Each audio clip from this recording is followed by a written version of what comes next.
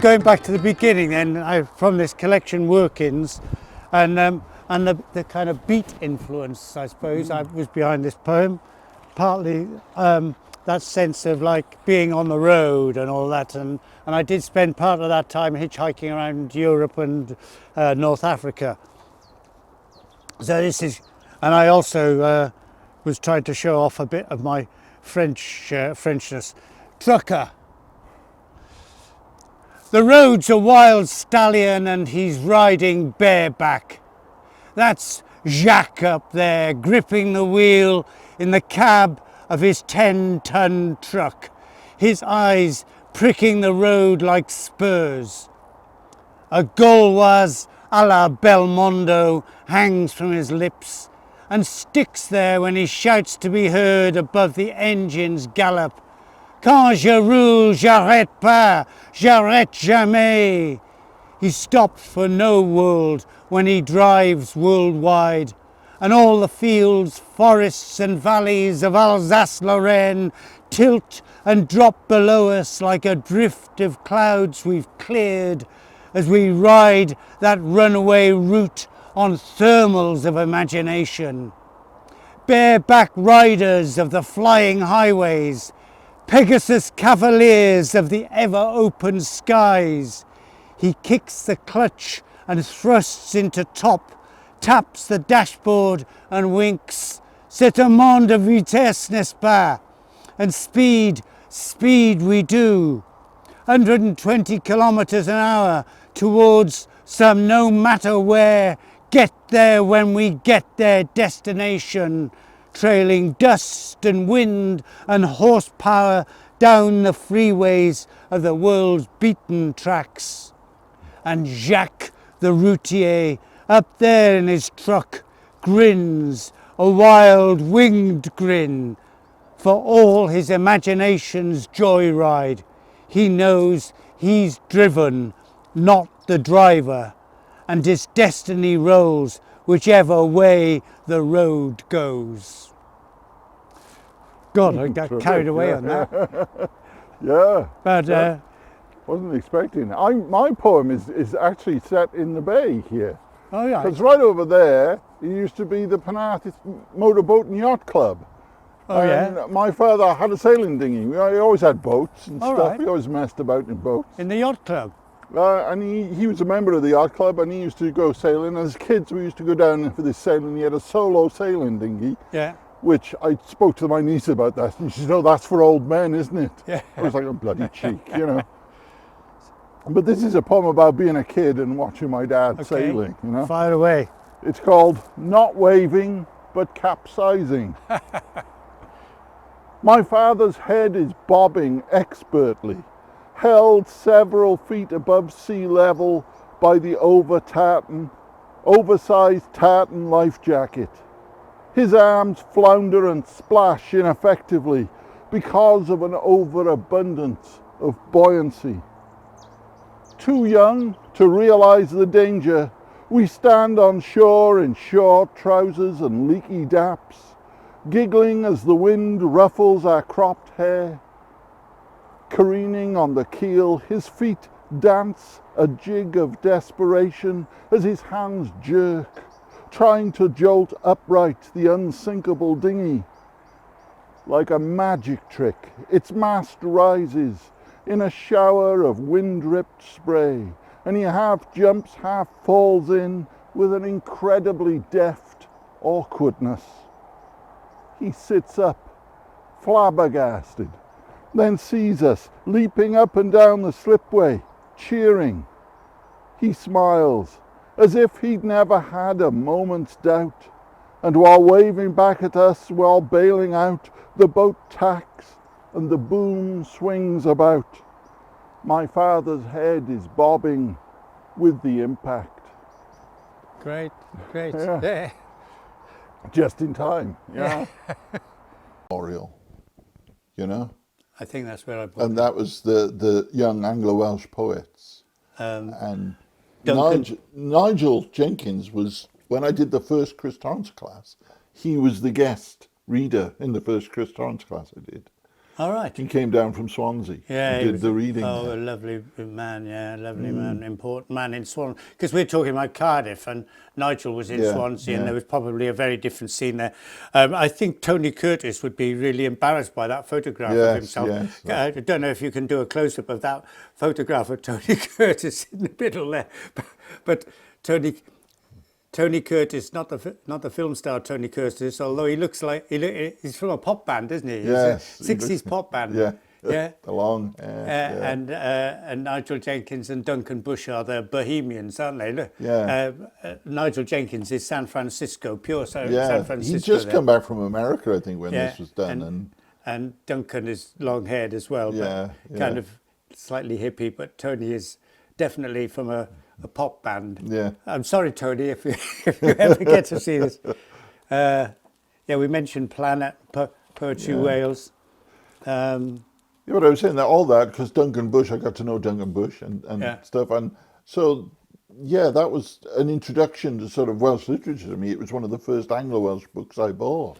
That's a term that was used, isn't it? Anglo-Welsh poets. You don't use that. I mean, that was the term in my day. It was Anglo-Welsh poetry. There was Anglo-Welsh Review, which was the oldest magazine in Wales in literature in terms of writing in English, and And I don't know who invented the term, but it's the Anglo has dropped now because that's what part of. I think it just meant writing in English, but now we say writing in English rather than that. Yeah, because we don't. It's a kind of kick against the kind of English colonialism. Yes, you didn't want the sort of beat to think we were English poets.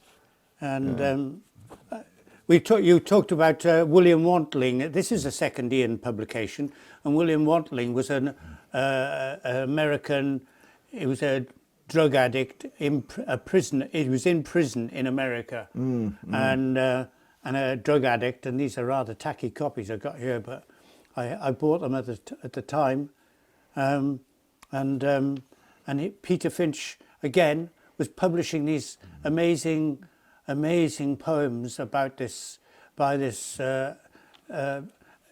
prisoner. I've forgotten which jail he was in, or why he was in jail. I think he was in jail for murder or something.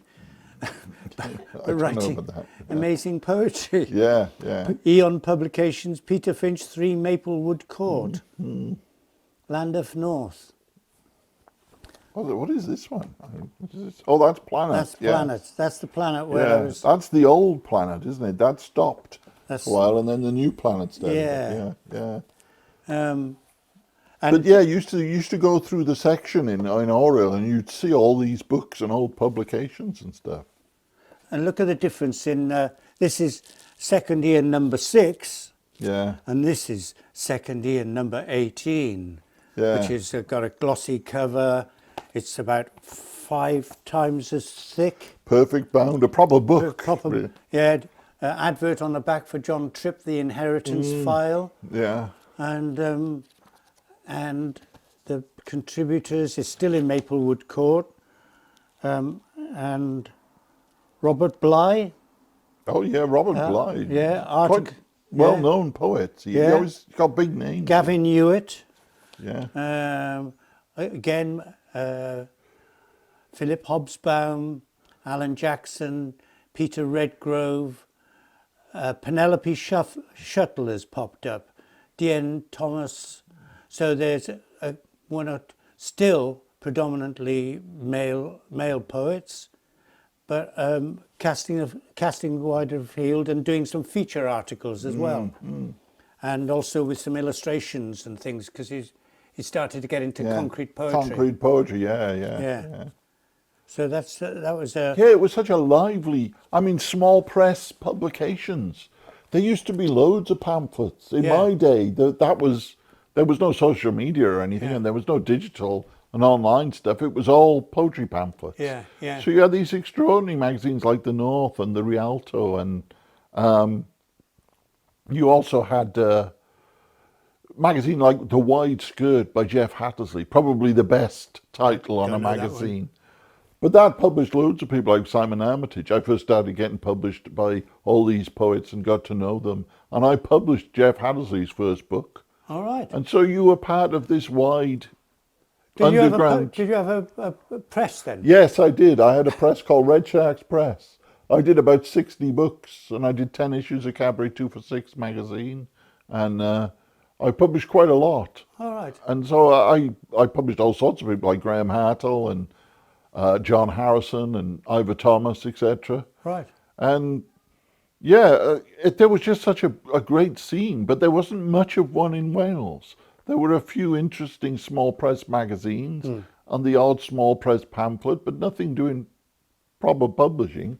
I tried to sort of evolve into a bigger publisher. Yeah. I wanted to be Blood Axe, basically, you know. And Neil Astley's a great thing, but I could never get any funding for that, you know. Right, I mean, yeah. Seren, who started up a few years, they got lucky with the funding and they got funding. Yeah. But it wasn't easy. Even if I could get a small amount, I couldn't get anything.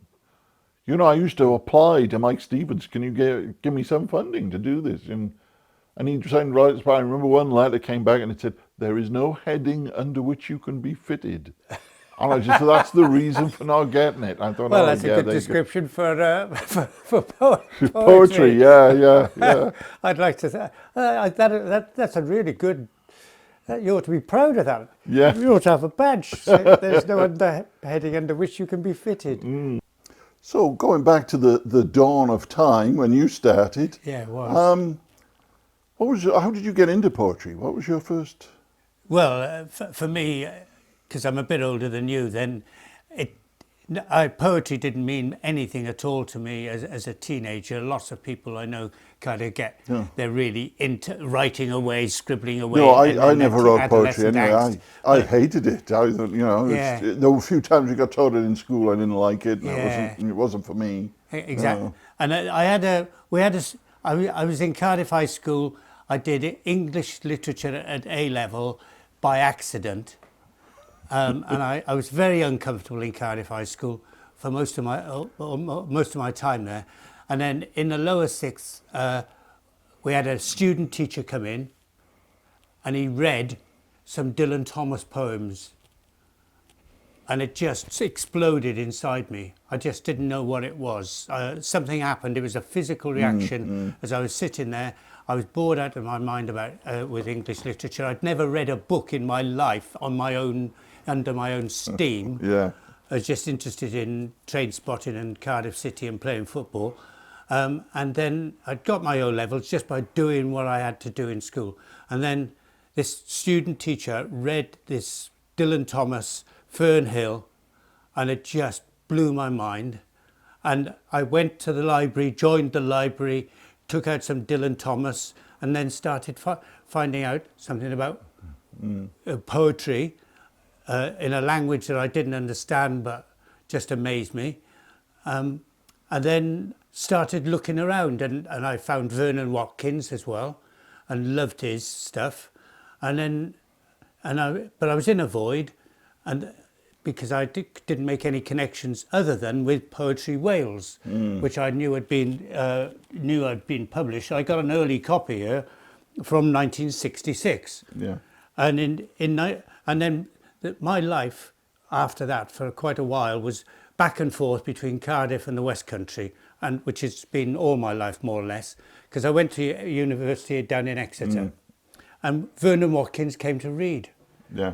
And I started writing and scribbling away. Didn't get much done at all. Didn't do anything with any of the poems. I don't know where they are.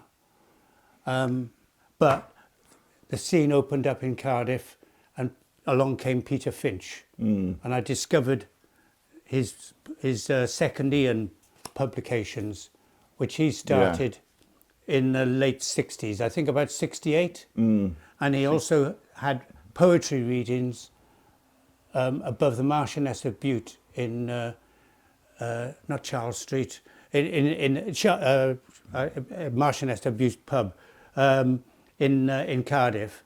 And that was a completely new world for me. It felt like beat, it felt like artistic and bohemian. I can't remember many of the people that was there. Geraint Jarman used to come along, Welsh folk singer. someone called Fred Daly, I think, who I've never heard of since. And Peter Finch was fantastic.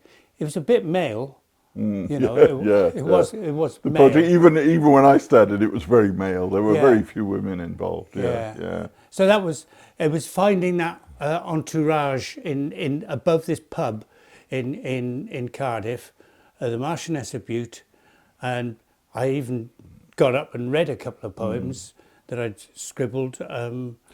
Terrified, absolutely shit scared, but that was the start of the momentum.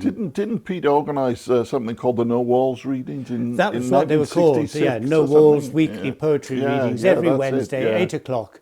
Marchioness of Bute, and No Walls was like symbolic of it. And then he didn't start Second Ian at that. That wasn't in existence at that time, but then it came onto the scene about 67 or something like that. Yeah. Peter will put us right on these because he's got a fantastic memory. Yeah. And I was away, but it took another 10 years before I got anything published. Yeah.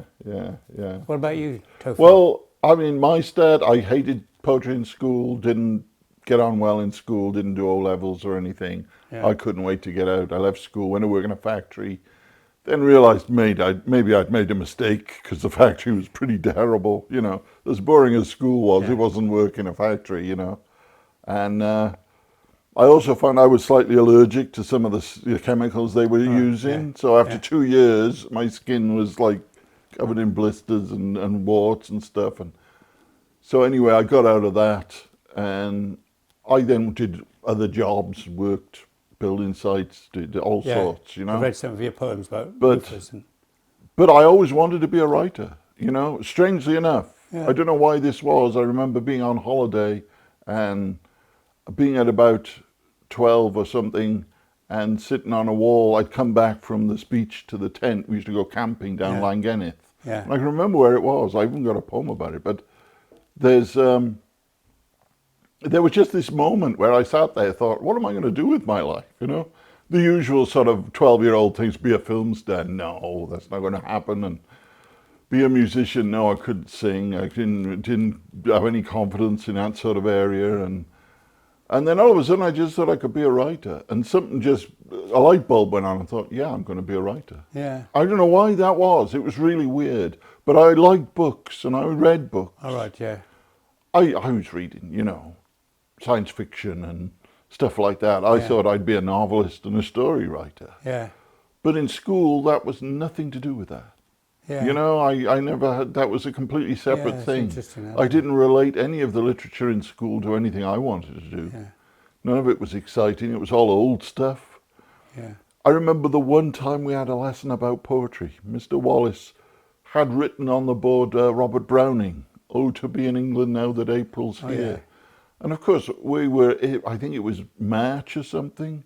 Yeah. It was spring, sort of. Right, okay, yeah. Yeah, not really, but yeah. Yeah. And it was dismal and raining and grey, and we're in Wales, and there's this guy who's really an expat living in Italy, moaning about wanting to be back here in England, and we just all thought, what a plonker, you know?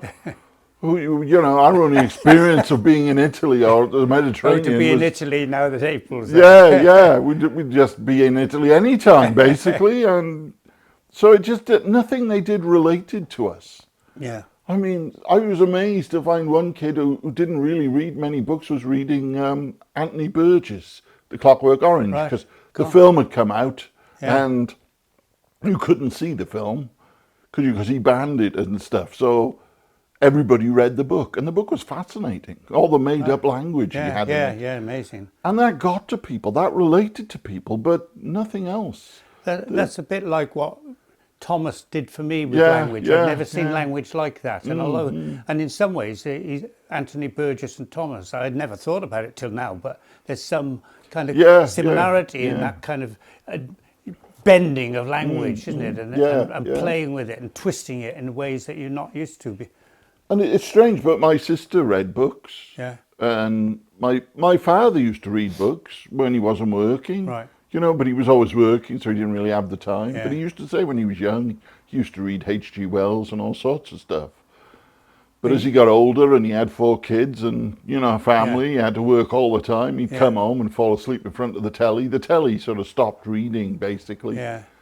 I mean, when he was retired, he read an awful lot when he retired. He was always reading books. But he wasn't interested in literature with a capital L. That didn't interest him at all. Submarines underneath the Arctic in a nuclear war, that was his kind of thing. He had a big thing about submarines, apparently. I don't know. And but you know, popular fiction. But you said in the introduction to Sex on Toast that you were a prose writer. Yeah. You wrote fiction. Yeah, I did. Strangely enough, poetry. I wrote some stories in my teens and wrote some stories and tried to sell them, got nothing, just got rejected. But I was trying to send them off to the London Review of Books. You know, I looked in the writers and had got to be ambitious. I had no idea what was what. I didn't know. I didn't connect with any local writers. I didn't know anything like that. Yeah. And it all started for me when I went to Chris Torrance's class. Right. And that was, you know, my mother came in. She used to teach Keep Fit, an early form of aerobics. Right. She hated aerobics, but you know, she used to teach Keep Fit, and she'd done something at the university, and she came in. Oh, there was the university prospectus. Extramural classes, and I looked at that and there was this Adventures in Creative Writing. I'd never heard of such a thing. You know, they didn't have it in those days. It didn't exist. There were no creative writing teaching programs or anything in your day or in mine, probably. I think there was one in East Anglia, run by Malcolm Bradbury. Yeah, that's at the university. Yeah. But nothing else. Even this wasn't a proper university course. It was just an extramural thing. A night school, basically. With Chris Torrance. With Chris Torrance, yeah. Well, because he was quite a big influence on me, actually. When he died a few years ago, didn't he? A couple of years ago. Claire Potter was a big friend of his. He ran some class. I was going back and forth between Cardiff and Exeter and then Bristol. But when I was in Cardiff, I came back and had a job as a taxi driver, and I gave up some teaching, did a job as a taxi driver, and then as a pallet maker down Barry Docks, and Chris Torrance started running some poetry classes in Chapter Art Centre. Yeah, that's right. That was just before I started, got involved. Yeah, and he introduced me to these American poets. I don't know how many times I went. It might have been about 4 or 5 times. And there were American poets that I didn't know anything about.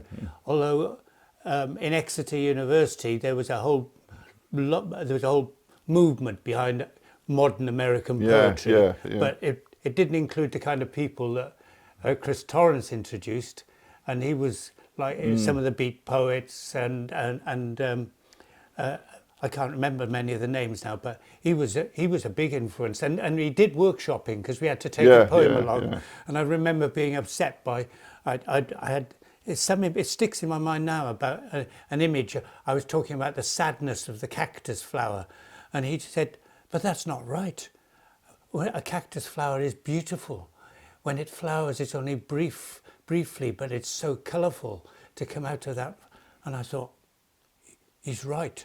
You got this wrong. You're not writing about life, is it? Yeah. That one image has stuck in my mind ever since. So he was... Yeah, well, for me, I mean, I went along and I took my stories, and they were all... I mean, he did the classic thing of write a haiku and start off like that. Yeah, it was a whole course. He was into that. I think it was the 81-82 year. Right. And there were only a few people. Graham Hartle was there, David Mag-Williams and a few others. But... it started off with a few people, then it moulded down to about 6 or 7 of us. Yeah. You know? Yeah. And at the end of the course, the ones who'd stuck it out. But that was a whole new world for me. That opened up poetry for me, which I'd never thought of or never... And I kind of resisted it. I thought, who wants to be a poet? I don't want to do this, you know? Yeah. But there was something in it, and he gave me some books like you and opened up this world of free verse and American poetry, and that connected far more to me than the sort of polite English stuff and stuff I'd read like that, like Gavin Hewitt and stuff, which didn't really amusing, whimsy, or John Betjeman, which I'd seen on the telly. Yeah. You know, Yeah. I That's I interesting. did nothing really connected. John Cooper Clarke was the only one I thought, oh, he's good. Yeah. You know, but Yeah. that was something else. Strangely enough, I saw some dub poetry, All right. but I associated that more with music. Yeah. I Yeah. saw Mikey Smith in Bristol All because I right. was in Yeah. Bristol Yeah. for a short while, and I saw Linton Kwesi Johnson. Yeah. And I've got an original LP, or I used to have original LP, drum, beat, and bass, Oh yeah. Brilliant. Yeah. and just thought, oh, this is great. But to me, that was like music. It was nothing I could do. Yeah. You know, even though I was from Grangetown and next door to Butetown, which is one of the largest Rastafarian communities in the Yeah. world in my Yeah. day outside of Jamaica, and the second largest multicultural carnival next to the Notting Hill Carnival was the Butetown Yeah. Carnival. Yeah. But I just that was a different culture to me. I mean, I So was part of it. A lot of my friends, I would go along, and I was quite familiar with it. But it was like, obviously, no, I'm white basically, and yeah. they're Yeah. black, and for me to do, I could have been a white Rasta, but I just thought, well, that would just no, No. I don't want to be doing that. No. And but I liked it, but it just never really nothing. I had all these things. I used to love watching Poems and Pints. That was a Yes, big movement, wasn't a it? Yeah. big series, Big yeah, series, on yeah. TV. On The TV. most successful Oh, right, yeah. poetry program on television. It ran for 5 series in the 70s. And I used to watch this on TV and love it, but I never thought, oh, this is yeah. something I Yeah, should be that's doing. right. I remember, yeah, seeing Stevie Smith, I think, and Vernon Scannell and people like that on it. Or, Yeah, I don't know. It was more Ruth Maddock and Ryan Davis and oh all yeah, that. that's Yeah. right. Yeah, yeah, Yeah, yeah. there was a later Yeah, series yeah, that, yeah. And actually, that was quite a big move. Going back to where I kind of started discovering the no walls. Yeah. There were also there were 2 schools, and the Poems and Pints scene was happening in Cardiff and South Wales in the 60s. Yeah. Because I remember going to a few of these, going down to driving in my dad's car down to Port Talbot, and it was a couple in Cardiff, and it was like Bryn Griffiths, again almost all blokes, Bryn Griffiths, Mike Stevens, John Tripp when he came along, a few other Harry blokes. Webb was big in it. Harry wasn't he? Webb, Yeah. he was part of that group, and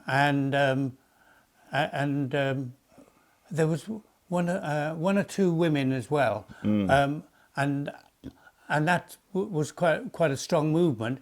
But in some ways, what started happening at No Walls was and that was described. That was the movement that was described as Harry Webb and John Ormond. That was seen as the second flowering of Anglo-Welsh poetry. Yeah. But then there was this underground movement which Peter Finch and those people started in Cardiff, and they were younger people who were much influenced by American poetry, yeah. by the Beats. The Beats were really big, and also he was in Peter and that bunch they were also into sound poetry, weren't they? And things like that. Yes, experimental poetry and sound poetry. John Tripp just about kind of skipped between the two, I think. Yeah, he did a bit, didn't he? He's a renegade kind of guy. Yeah. And he influenced me because he told me to send my poems off. He used to come into our pub, the Mason's Arms, up in Whitchurch, and he was a regular at the pub because he lived in Whitchurch, and in those days pubs used to close at 3 o'clock.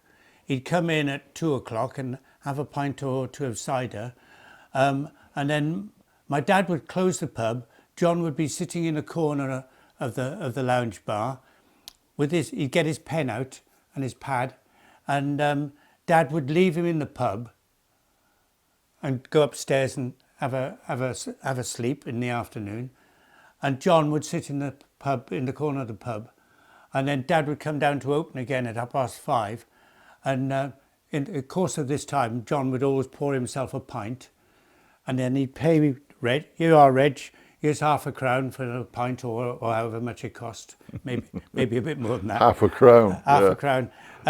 And Reg say, my dad Reg would say, so you've written a poem, John? And he said, yeah, I've done one, and he'd show it. My dad wasn't interested in poetry, but he'd just say, yeah, I've written a poem. Yeah. And then he'd toddle off home. I did write a poem about John Tripp, which was in the collection. So Let's hear it. It was in this. I wrote about it much later in life, and it came out in Sax Burglar Blues. The Poet of the Mason's Arms in memory of John Tripp, 1927, which is the year Cardiff won the Cup. Yeah. 1927 to 86. 59 when he passed away. All right. A Poet of the Mason's Arms. With glass in hand and ash that never falls from your fag, you work the punters in the bar with your peregrine eye, like an evangelist touting Gideon Bibles in North Korea. You curmudgeon, you outsider in worn corduroy, you farrier's son who knows nothing about horses and less than nothing about the workings of the internal combustion engine. But that doesn't stop you picking a dead cert accumulator at Aintree from Charlie in the Corner's Racing Post, or telling Tony the taxi why his latest fleet of customised cabs are noddy cars with knobs on. And as for Dave the barman, what meat to sink your teeth into, fresh from Trinity, Cambridge, with first-class honours in maths. You challenge him to prove Fermat's last theorem in the time it takes to burn a match, then argue the toss about the price of a Peter's pie and a pint. When all is said and done, one by one you take them to task, shake hands and take them to heart on your incendiary shift. Slip away to sit alone behind the stop-tap lock-in doors of the lounge. Sink into a plush armchair in the quiet afternoon and open your book, your mind attuned to the voices gathering at the edge of the page. Your cider stands on its mat in the sunlight, a golden crystal ball whose mists are clearing, and they come to you, your sprite companions, your inheritance file of ghosts, Rambo, Beckett, Bukowski, Shirley Temple and Bogart, David Jones, Gwenacht, Jack the Lion from Rubina, Taffy the Terrier, the family doctor with scotch on his breath, Miss Roberts, and Gwyn and Griff, the boys from the Bargoed Terrace, crowding in and whispering, loading your pen with its vaccine against the eastern zones. Here in Eglwys Newydd, John, you give no quarter to the grubbing merchants of Cant while you wait for that visa to Tongwynlys, a mile up the road. There's quite a lot of references to his poetry. Yes. He was a big influence on me because when I started writing, of course, you look around for somebody that's local that you can connect with. Yeah. And for some reason, you never saw Danny Absey. He lived in London at that time, so he wasn't sort of present. But I remember going to a Penarth festival years ago, and me and Graham Hartle and a few others did an instant poetry for charity on the promenade there. Oh, yeah.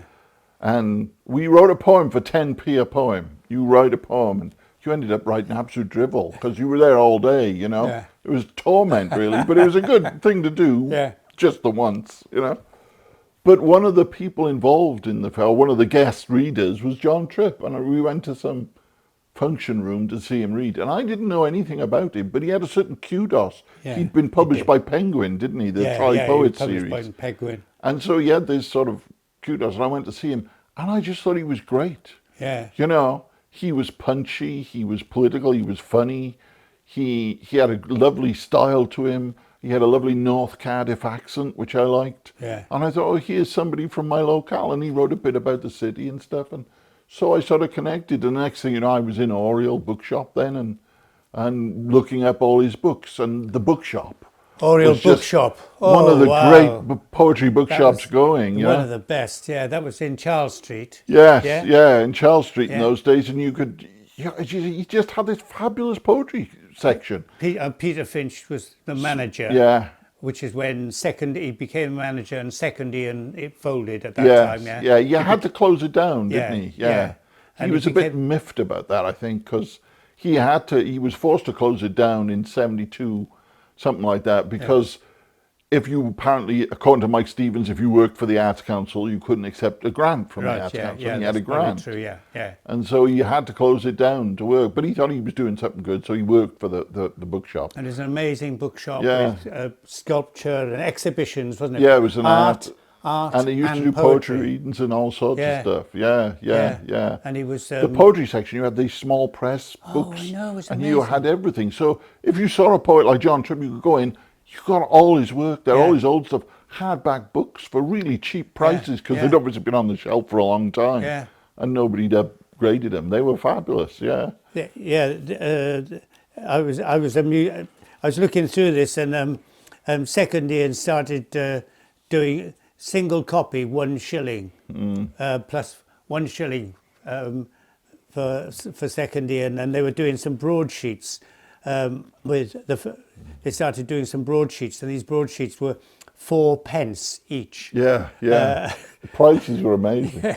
So but anyway, you can get all the old Triskel poets and everything that Carrie Archer and American poetry and concrete poetry and anything to do with poetry. So you had a huge Welsh section, and you had the English section, and this fantastic poetry. You could go, and I'd spend all afternoon in there just going through it.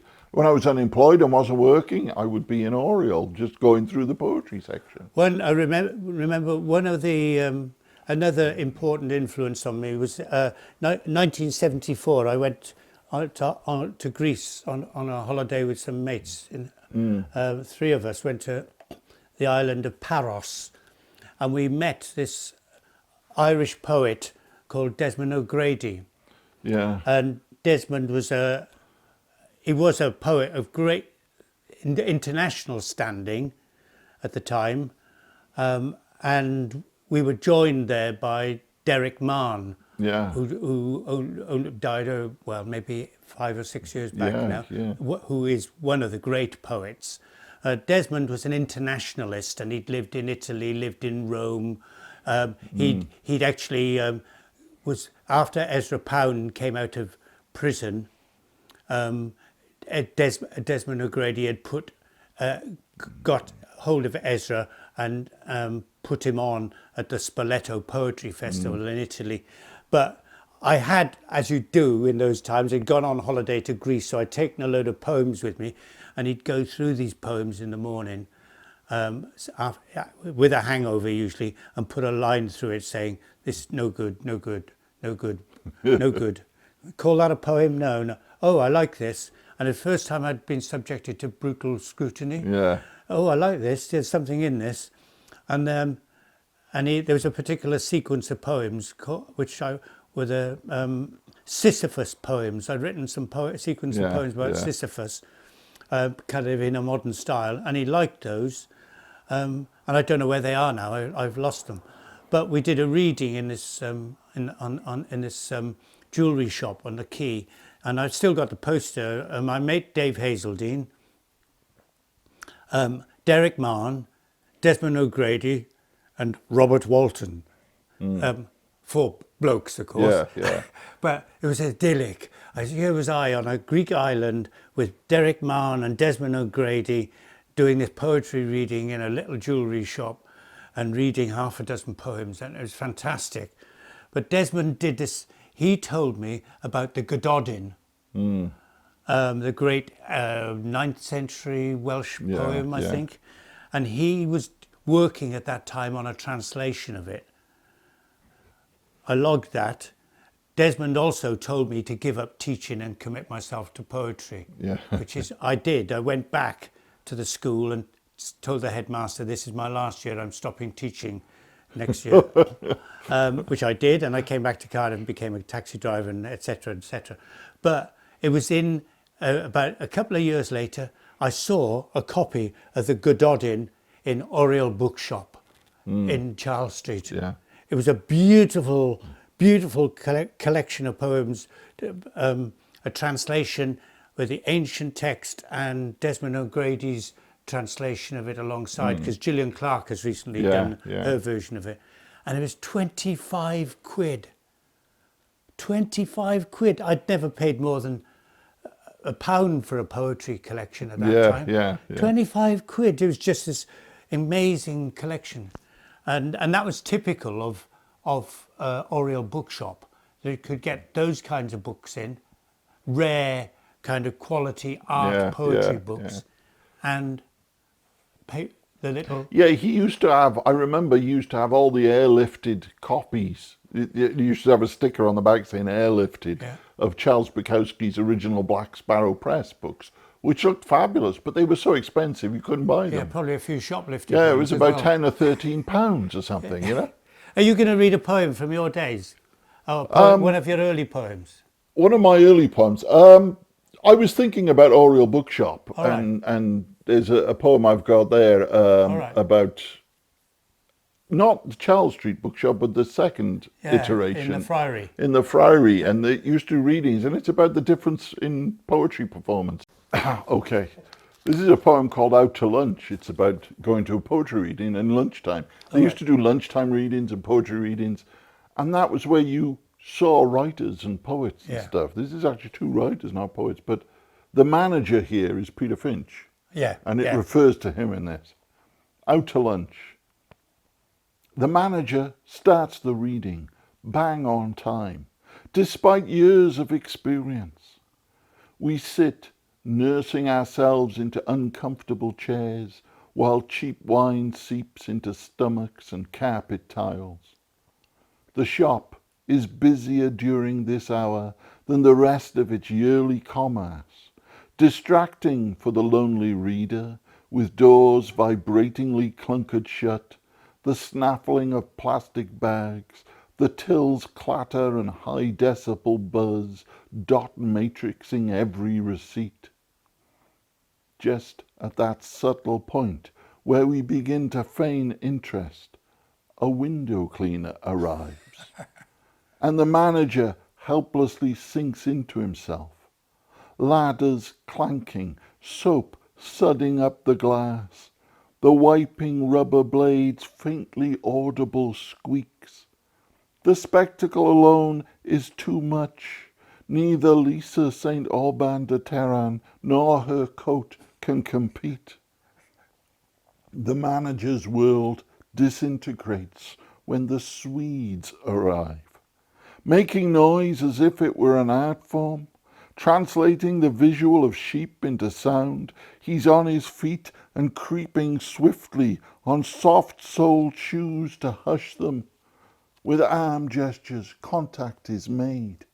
The manager doesn't know the Swedish for shh. They seem to think they are being invited somewhere.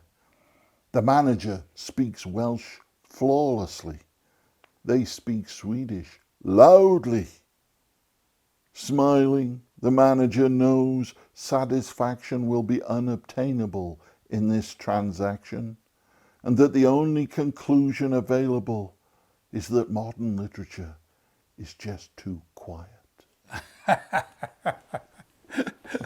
I really like that, That's, that's one of the characteristics of a lot of your poetry, though, isn't it? Kind of the wry humour running through them.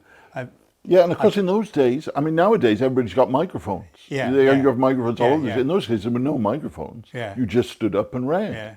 So if it was just an ordinary voice or they had a bit of a quiet voice, they were gone. You had no chance, you know? That's and there were a lot of poets where you went and you sat through it and you didn't really hear much at all. It was kind of really disappointing, most poetry. I think that's still partly the case, but the whole volume of poetry seemed, and that was a real encouragement to me. And you've seen people like Pete and John Tripp who would perform and project, and they seemed so at ease at an audience. Yeah, they were And really relaxed. to the rest of us, I mean, if you're a new young poet, it's terrifying, of course, you know. I can remember just reading out in Torrance's class poems and stuff something I'd written, and just being, you know, your stomach's going and you're nervous and your butterflies and oh, this is awful. And you come away thinking, why am I doing this to myself? You know, but you went back and did it again. There was something there. I had this, I'd done these odd bits, and then John Tripp in the pub encouraged me to send some poems into Planet. And that was where I had my first poems published in a magazine in Planet in 76, I think it was, three poems. And I'd given up teaching, come back to Cardiff. There was still there was poetry at Chapter Art Centre at that time, and as you say, Oriel Bookshop was just heaven, and it moved to the Friary, didn't it? Yes, and bigger premises with big glass windows and things, and an even bigger poetry book section up on the balcony, up on the mezzanine, wasn't it? Amazing, just about 20 metres, floor to wall poetry from all over the world, are just amazing. I don't know whatever happened to that. I hope it went to the National Library of Wales. And then, anyway, I was entered this poetry competition for a young poet, Welsh young poet, Welsh new poet competition in 78. And as it happened, I was going to, it was 1978, and I won it. So that led to the first collection being published, Workings. But beforehand, in 78, I decided to go back into teaching to make some money to try and buy myself a house or somewhere. I couldn't get a job in Cardiff. Nobody, I think I must have had good references from my school in Bristol, but they wouldn't give me a job in Cardiff. I applied various places. So I found myself going back to Bristol to get a teaching job. And it was actually when I was back in Bristol in October, I was told I'd won this prize, a New Poet Prize. So before, as I left Cardiff behind, I had a flat up in Rubina, and people came to see round it. People who wanted to take it over from me to rent it, and this bloke came for me, and I came with a woman, and he looked around and he said, "Oh, you've got a lot of poetry books here," and I said, "Yeah, I write poetry, and I love poetry, and I write a bit now and again." And I said to him, "Do you write poetry?" He said, "Yeah, I do a bit." Anyway, we got talking, and it was Mike Jenkins, who has become one of the if he has become one of the driving forces of a different Welsh movement in poetry, hasn't he? And he said, "Are you entering this competition?" And I said, "Yeah, I am. And he said, "So have I." And I said, well, maybe one of us will win it. I didn't dream at the time that I would win it. And the person I was most worried about was excluded from it, because you couldn't have had a book published for this competition. And the person who, for me, was the best young poet at that time was Robert Mynhinnick. And Robert Mynhinnick was excluded because he'd had his first collection just come out. Anyway, I won that, and with Workings, and I had to do the reading at Oriel Bookshop, and the prize was presented by Gillian Clarke, who was, for me, the first Welsh woman poet that I knew of at that time.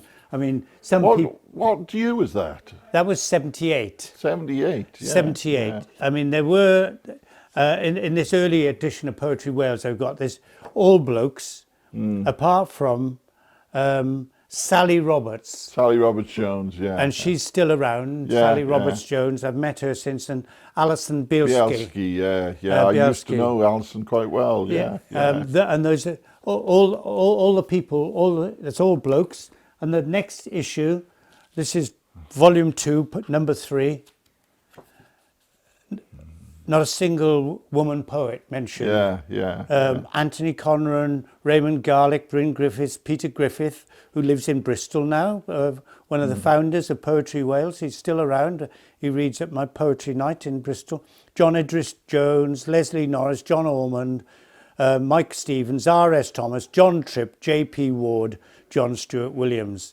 There must have been women writing, but Gillian Clarke was the one for me, who the sundial just, I thought, oh, this is fantastic poetry. Yeah, it's strange that, isn't it? Because I can remember, I mean, the New Welsh Review, which is sadly closing down, but I remember when that first came out in 1987, it was edited by Belinda Humphreys, and she was the first funded magazine edited by a woman since Gillian Clarke used to edit Anglo-Welsh Review in the early 80s. Right, yeah. She was the poetry editor, wasn't she? Yeah, she got a lot of stick from that because a lot of men didn't like the fact that a woman was judging poetry. Yeah. Very ridiculous.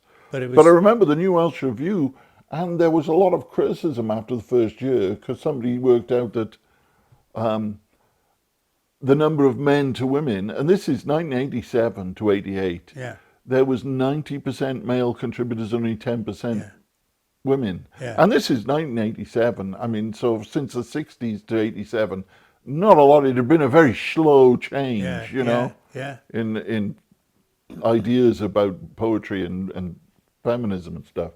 But I remember first seeing Gillian Clarke read in Oriel. I think her selected poems came out. Must have been about 83 or 84, something like that. And the word round, I hadn't read much of her poetry at all. The word was a sort of, oh, she's a homely poet. And there was a few disparaging. I think somebody wrote a disparaging poem about her and stuff. And, oh, really? Yeah. And it was kind of, oh, she's not that good. And that was kind of the impression I got. And so I went along not really expecting much. And I remember being blown away. She did a poem for Francis Presley, the poem about the hair. And I was just stunned by this poem. I thought, this is fantastic. And I remember Chris Ozard was sat next to me. And when the poetry reading finished, he turned to me and he said, wasn't that poem about the hair fantastic? And he was like, yeah, she was just astonishingly good. Yeah. But even then, there was some idiot in the front row.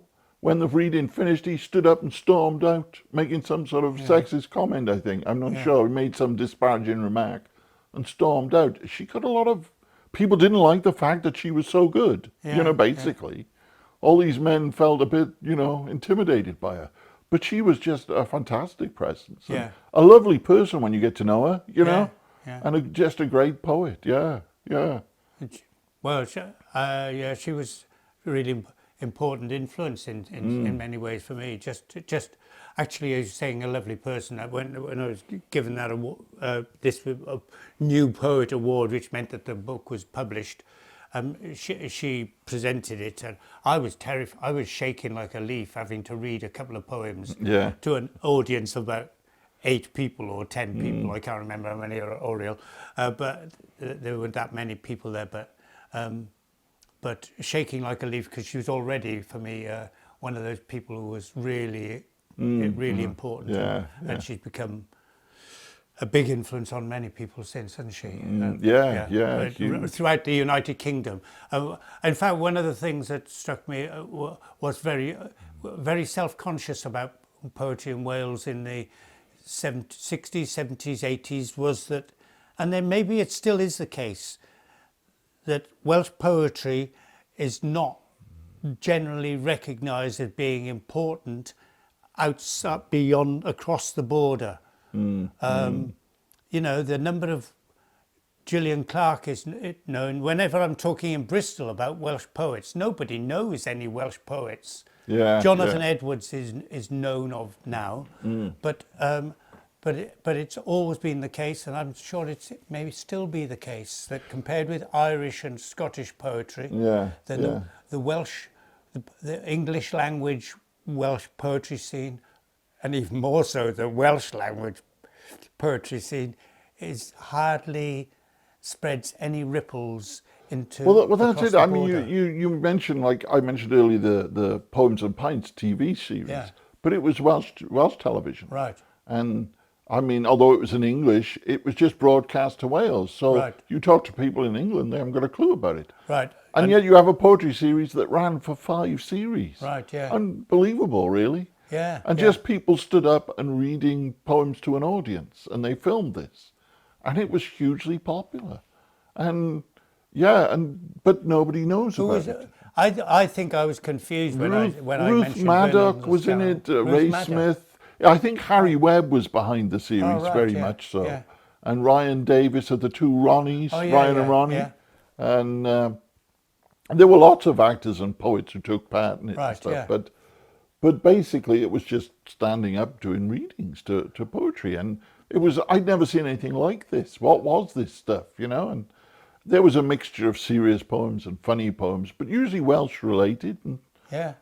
And yeah, it was just enormously popular. They used to do Poems and Pipes events, as you said, in all the pubs and around everything. And yeah, I can't think of is there a single is there a television program now about poetry that features? There's nothing like it. Is no, there? there's no regular poetry program. There's nothing that's, you know, It's completely you marginalised never by see you television, never see isn't poetry performed on No, television. no. Usually you they've get is they do it straight to camera, Yeah. and a bit like what we're doing here. Yeah. And that's it. You never see him with an audience as a poet being a social element of the yeah, poetry. yeah. In the traditional bardic way, is you get in front of an audience and you read, and you get that audience reaction, Yeah, and that's yeah. lovely. Even doing serious poems, it draws you in because you can hear the audience being quiet. I think we should be lobbying for Yeah. for a revival of that in some form or other. Poetry is without straying too much into the present. Poetry is a big live art, and and it's expanded its wings in terms of a range of stuff now. But there was definitely a sense of kind of a strong move. Perhaps it's particular to Wales as well. That sense of poetic. I don't. Maybe that's sweeping generalisation, but I think poetry was and probably still is valued as part of a Welsh culture, even if by people who don't necessarily read poetry or anything like that. Yeah, and you have, I mean, the poetry like Dylan Thomas was huge, as you say, the 60s and the late 70s. But then in the 80s, it's sort of the focus moved away. I think it all went to Scotland in the 80s and 90s. Yeah. The English cultural scene tends to do that. It looks at Ireland, and then you have a brief bit of Wales, and then it goes to Scotland.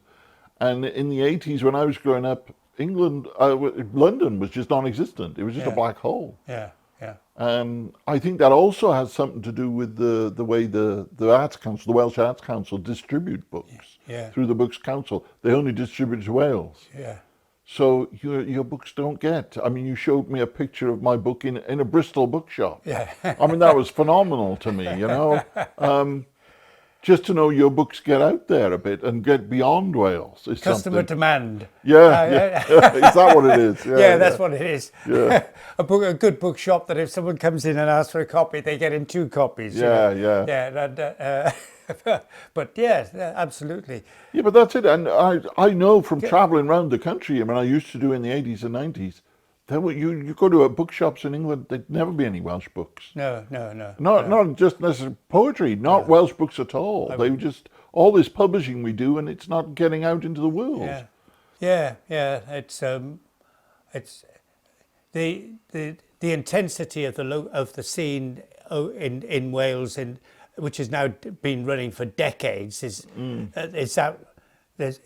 got this internal dynamic which is really exciting if you're part of it, but if it doesn't cross those borders, then that is really and of course in my day in the 80s, as you said in the 60s, it was very underground. The underground. I mean, when we started up at Chris Torrance's class, And I went one year, and then there was a bit of a scene, and went to a few readings and thought, oh, nothing much is happening here. And I wasn't going to go next year to the class. And then Bob Hill, I think it was, said, oh, you need to go, it's really good. And I turned up and it was packed. Right. And that was the year of Cadbury 2 for 6. And normally he would get about 20 or 30 people coming to his class. Yeah. We turned up, there was almost 60 people there, Wow. you know, Yeah. and it was phenomenal. You couldn't get a seat. I had to go into another class and take a seat to just sit down. Yeah. And you're like, looking around, and there were all these people, Ivor Thomas and Hartle, and Peter Finch was the guest reader there. Yeah. And we used to go down to the pub. And the first class, it took me most of the year before I started going to the Gower pub for a drink after the class. Was a very famous poetry pub, wasn't it? Yeah, and then with this class, I started saying to people like Tony Jones and Ivor Thomas and John Harrison, he said, when you come down the pub for a drink, down the Gower, oh, you're going for a drink? Oh, all right. And the after hours drinking, not after hours drinking, but after the class drinking, that was more important than the class almost, because you got to socialise. Yeah. Poets never socialise. You think they'd sit in pubs drinking all the time? Not these days. No, there's no pubs to drink in most of the time. But that social aspect, and there was just a real buzz. It was just one of those happening things. Yeah. It must have been a bit like No Walls in the 60s. Yeah. There was just something going on. And when his class finished, we decided to do a performance. And we did a performance upstairs in the Rothpack pub in City Road. All right, yeah. And that was tremendous. That was Peter Finch performed, and all these. And I read a story because I was still determined to be a prose writer. Right. And I've got a tape recording of it somewhere. I don't know if the tape still works. You know, Tape recording. Tape recording. Cassette. You've got a tape recorder. Graham Hart will make a tape recorder, and and send around a few copies of this, and it was just a phenomenal. And we just said we've got to keep this going. Yeah. So we decided to meet once a week in the Rothpack pub, and we kept meeting there. They had an upstairs room, and we'd go in and we just discuss poetry. Yeah. And I think we did it on a Wednesday because that was the only day they had available. Yeah. And we went every day, and we chipped in 50p to pay for the room, and you got to read poems. And we just read. We decided early on there was some not reading other people's poetry. You read your own poetry. Yeah. And it was just a workshop. And most of the time they didn't say anything. It wasn't very critical. There wasn't much response, but just reading your stuff out to people. And we would go downstairs and we'd be drinking, and we'd be out on the street talking about poetry and literature. Sat on the street. And I remember Pete Finch stood on, and he said, he said, this is really unusual. He said that this never happens. This is a real happening thing. There was just a buzz about it. That's fantastic. It was amazing. And that sort of swayed me into poetry. Right, yeah. And we then decided to put something on in chapter. All right. We put on 2 readings in Rothpack, but it wasn't really suitable, and the landlord didn't like the performance side. What are we doing? All these lights and stuff? No. And so we found the downstairs bar in chapter. All right, yeah. Oh, yeah. And we put on some ad hoc readings, and it was just anybody who turned up could read.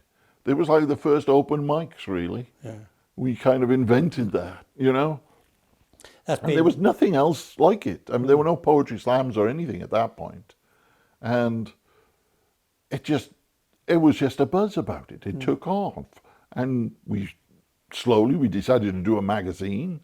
They needed somebody to publish it. I'd just done a little pamphlet of my own. And so I said, well, I'll stick it together for you. Because I'd bought a long arm stapler to stick the pamphlets together. Yeah, that's right, yeah. You know, you had to have a long arm stapler. There you are. Stapled you just by stick hand, it like that. And he was the one who told me to buy a long arm stapler. He said, you can get a long arm stapler. You can put. I thought, oh, right, great. So I stuck mine together, and I thought, well, I bought this thing. I got to use it for something. So we did the magazine, but then they did it A4 style. You didn't need a magazine, so I just side stapled it. Do you know, I just opened this, number 6, middle page, extract from Wales Visitation by Allen Ginsberg. Oh, right, goodness. Peter Finch, publishing Allen Ginsberg. Yeah. Good God. Yeah, he did. He's really international. That magazine covered such a wide field. And that was the great thing about this. about Pete, was that you would go into Oriel and he would pop out and talk to you. Yeah. You'd say, is Pete in? And he'd come out and he'd have a chat about what was being published and who was this and all the gossip and stuff. He was great like that. And he would encourage you if there were problems. Yeah. Oh, I've had the printer who said we could do it for this, but can't do it. And all right, he said, oh, well, he said, it's nothing new. He said, I've been through there. We'll find somewhere else. You know, it's not a problem. And you'd go, oh, all right. And yeah. I think he has been part of the spine in the Cardiff poetry scene throughout. Yeah, from, yeah. You know, but the thing is, this Cabaret 246 thing, there was all this enthusiasm, no funding. No. It was all run on enthusiasm. Yeah. You know, we organised it, we did it, we put events on, we had guest readers now and again. That didn't always work out, you know. Yeah. But yeah, it was great. But we just ran it on, like poetry does run on enthusiasm. I mean, there's certainly no money involved in it, is there? No. Yeah. I mean, it's the only art form, when you think about it, the only art form where you can be at the top of your game and not earn decent money. Not, you know, any other art form, if you're at the top, you're making lots of money. I don't think Damon Hirst or Tracy Emin are short of a few bob. No. Yeah. But I remember Roger Armitage McGough in the 90s, there was some sort of survey, and he said he was in about 20,000 a year. And at the time, I think it was the early noughties, at the time somebody said, well, you know, an assistant manager at Aldi gets 37,000 a year. An assistant manager at Aldi's earning more money than Roger McGough. And you just think, well, that's just ridiculous, isn't it? Yeah, we shouldn't. We made a wrong turning somewhere. Yeah, definitely. Yeah. Why don't you read another poem? Cardiff. Yeah, There's one. I haven't brought my copy of your book, but there's some.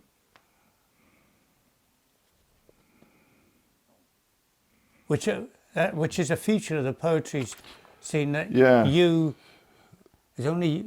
haven't been that many people that have picked up on the Cardiff dialect in the way that you and Peter Finch did.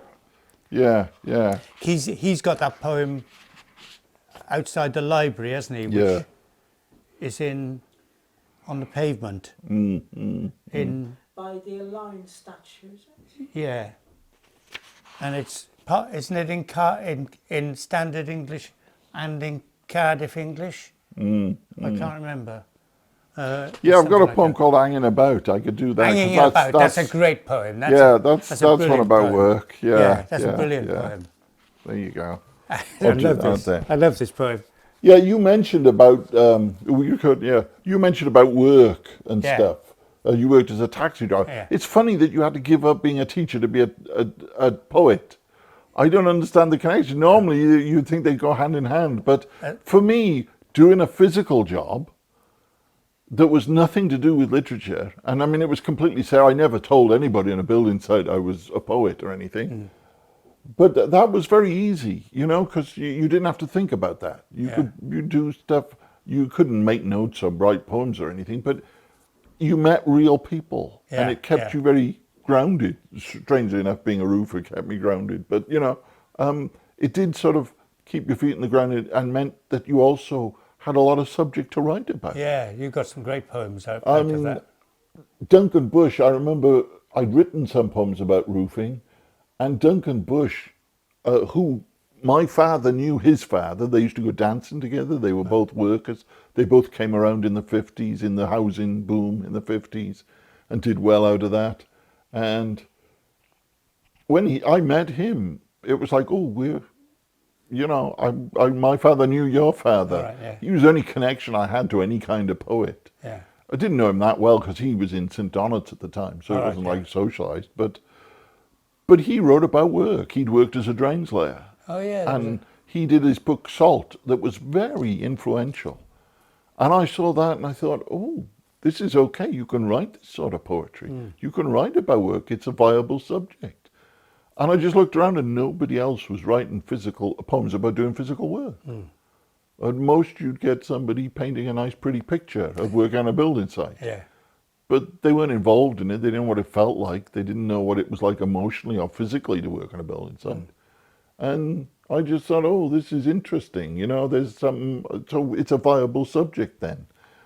And I lived in two different worlds. There was this the world of work, Yeah. and then the world of poetry and literature and this sort of middle class university kind of element to it.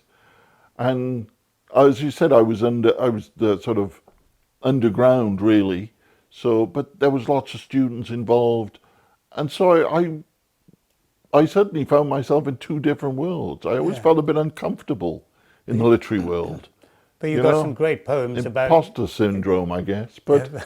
I wrote poems about work, and this is a poem that remarks on that sort of relationship between working class people and Yeah. educated people Okay. and how they feel. Yeah. So Yeah, it's great. Yeah. I'll do this one. It's also got the Cardiff dialect in it a little bit. This was my father speaking. He's the one saying this. As I was saying, this is my dad, and he's speaking here. And like a lot of Cardiffians, he likes to play. He knows what the correct form of language is. Yeah. Because my mum was always pronounce your H's and do this, and Yeah. and he would be like, "Yeah, Cardiff," and he would do a very strong Cardiff accent, you know. And so this is him having a bit of a joke with me, and that's the thing. But it's also about when you put when you're working on a roof over 2 stories, Yeah. and you're working on ladders, you have to by law have somebody at the bottom of the ladder, Yeah. Yeah. you know. And this is a job you have to do, and in every job there's hanging about. But this is the job itself is just hanging about. So that's what I call the poem, hanging about. He's up there, making the roof more betterer, he laughs. I'm down here, catching raindrops, gobbing on earwigs, watching 'em curl up. That old cement bucket, rising on the orange rope to him up there, doing I don't know what.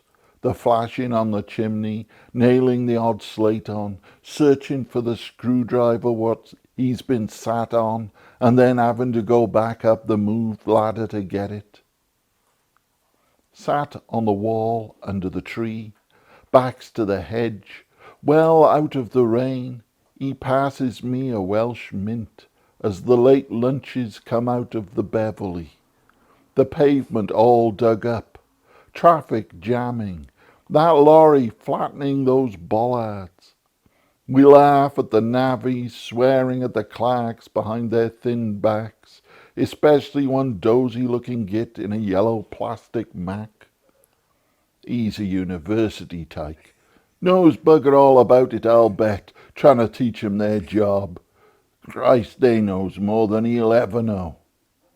Aye, I replies, looking at that sore dark spot where I jam my thumb between 2 sections of guttering, to rediscover the agony and the racism of a black man's pinch.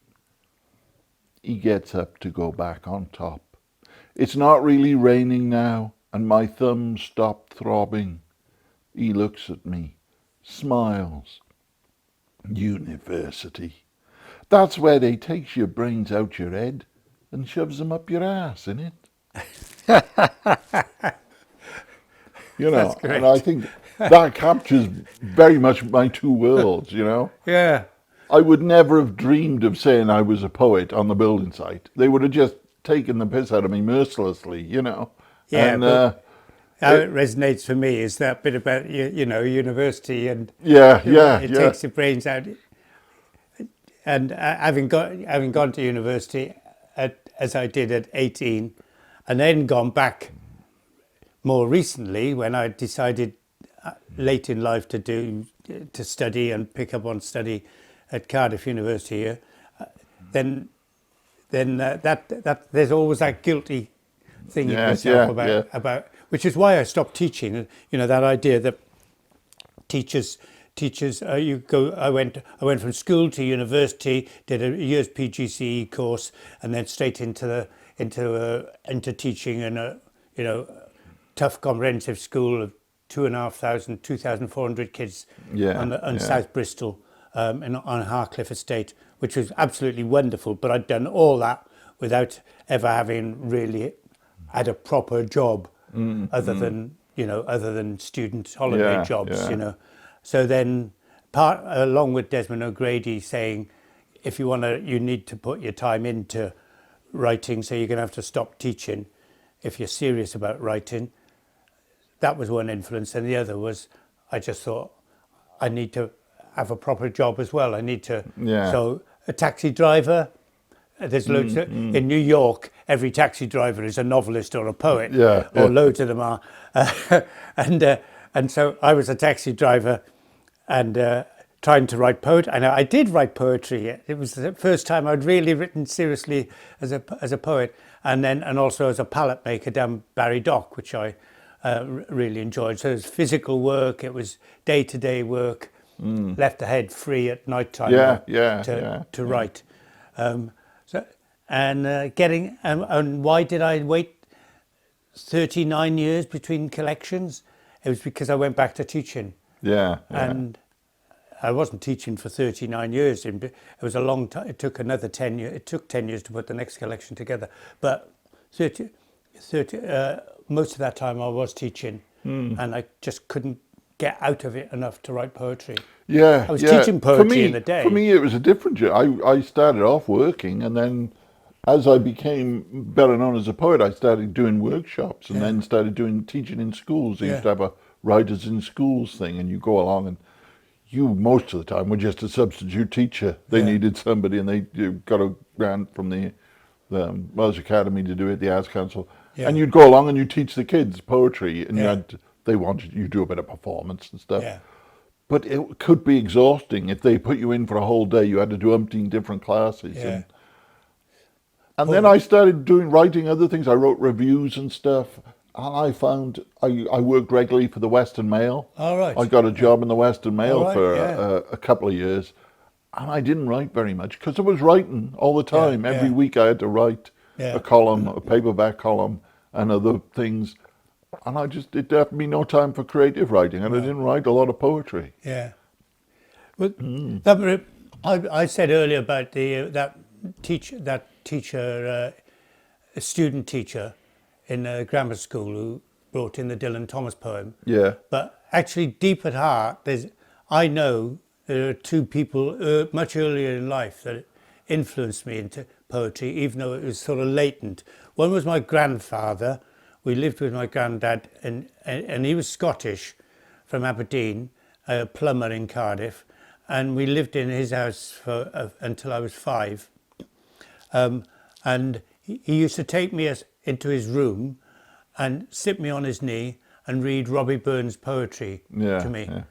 And then the other person, when we moved to Llanrummy Estate, when I was 5, I went to Bryn Hafod Primary School, and we had this fantastic teacher, Mrs. Jones, who my mates tease me about because I've written 3 poems about Mrs. Jones, and she was an inspirational teacher who was determined that we would do all the arts. So we had to do painting, we had to sing songs, we had to recite poems, we had to do all the creative things, we had to write stories as well, and we had to know about Welsh history, and we had to be really good at mental arithmetic and our grammar, and we had to pass 11 plus. This was She was a standard 3 teacher, year 6 now, year 5 nowadays, and they got this poem about Mrs. Jones, who was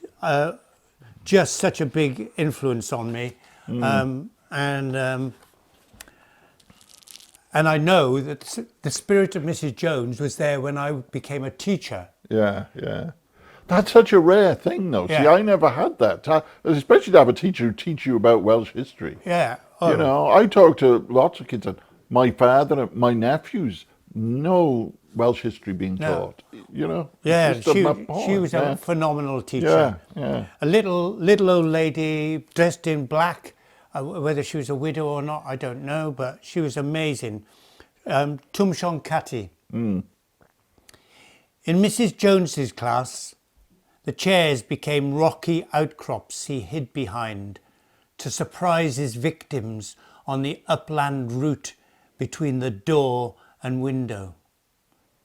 A table in the corner was an ironmonger's store in Llandovery, where he pulled a fast one with a pot.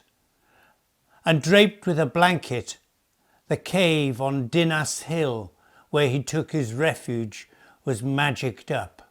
She made us do all this drama. She was so advanced and ahead of her time.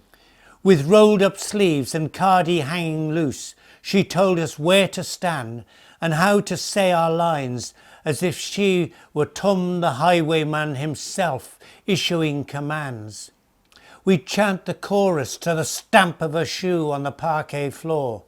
When she held a finger to her lips, there was hush. When she called us out by name, we'd cower or glow. To wear the cloak and hat she'd brought from home, we stood up straight with bulging chests and hands clasped tight behind our backs to catch her eye. To sit on teacher's chair and the soft embroidered cushion that were his horse and saddle as he galloped away beyond the rule of law. We thrust our hands up high to be her choice. Those winter afternoons when she stood at the front of the room, wiry-haired, fierce-eyed, her words were red kites playing the thermals over the Tyvee. Yeah. She was a phenomenal teacher. Yeah. See, I wish I'd had a teacher like that. See, it didn't even have the 11 plus when I was doing it. They had a gap in the year, and so You're a youngster, you see. you know they had a gap no, they brought it back in, but they got rid of it for a couple of years, and then they brought it back because there was so many protests. But it meant there was no test or anything that you got judged on. Yeah. So when you went to secondary modern class, it depended on secondary modern school, high school, they had no way to judge you. Yeah. And so basically, the school I went to, my parents sent me to Bishop Llandaff High School in Llandaff. All right. Because they thought, that's a good school, that's posh. But the reality was that all the working class kids, all the Grangetown and the Docks boys and the Camden boys, they all got put in the lower classes. Right, yeah. Because they're working class hikes. Yeah. It was very class orientated. So all the working class guys were in the lower classes and all the upper class guys were in the upper classes. And that divide was rigid. Yeah. And teachers would not teach us. They would just, you're not worth teaching.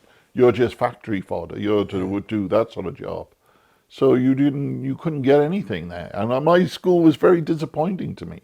Right, yeah. Much more so as I got older and looked back on it and thought, if only I'd had some inspirational teachers like that, that would have made a huge difference to me. But that was primary school, and it was a primary school. Yeah. Llanrummy was built as in the post-war boom. Families were moved from all over the city there, and it wasn't exactly a garden village, a garden city. Yeah. But there was lots of open space, and the teachers in the schools. Mrs. Jones was old. I can still remember their names: Mrs. Jones, Mr. Perry, Mrs. Bancroft, Miss Mason, the gorgeous Miss Mason, all the male teachers used to gather around. But their mission was to get as many people from the estate, from the council estate, over the 11 plus. Yeah. And into high school or grammar school. And people did well. I know that a girl in my class, Margaret Evans, she went on and became a nuclear physicist working for the government, and lots of people went to high school, Fitzallen, Howardian, Cardiff High School, not Cathays, but the ones on the east side of the city. And those teachers were devoted to that. But Mrs. Jones also, and Mrs. Bancroft as well, were also committed to the rounded whole person. So you used to get taught a lot of different stuff, even in my day when I was a kid, in junior school and stuff. And teachers would tell you stories and all sorts of things. And I mean, just anecdotes from their lives. And, we used to be a game to try and get Mr. Jones to tell stories rather than do the lesson. Because he would just tell anecdotes and stories about his life and stuff. Once you started him, he kept going. So we all used to promote him. well, didn't you do something, sir? And he said, oh, well, that was when I was in the war, and I did this, and then I did that. And Bit like us now. Yeah.